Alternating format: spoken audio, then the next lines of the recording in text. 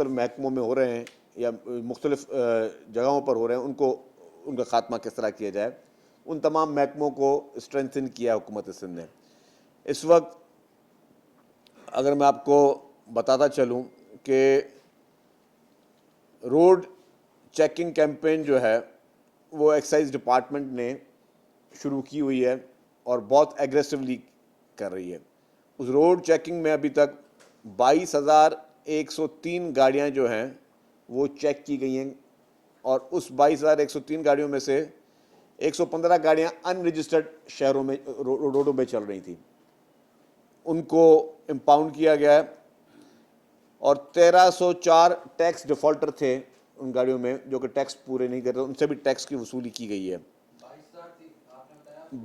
22,103 गाड़ियाँ जो हैं उनको चेक किया गया, 115 जो है अनरजिस्टर्ड गाड़ियाँ उनको इम्पाउंड किया गया, फिर जो है टैक्स डिफ़ॉल्टर उसमें 1304 गाड़ियाँ जो है उन पर टैक्स नाफिज किया गया। टोटल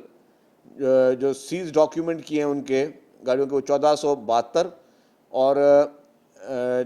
उसके बाद कोई जो हमने टैक्स रिसीव किया है जो कि रिकवर किया है वो कोई 1,65,506 रुपये उनसे टैक्स वसूल किया है और पेनल्टी जो हमने इम्पोज की है वो 8,73,332 रुपये है और टोटल अमाउंट जो है वो 1,09,38,838 जो है वो ये रोड चेकिंग से, क्योंकि हम हर कोई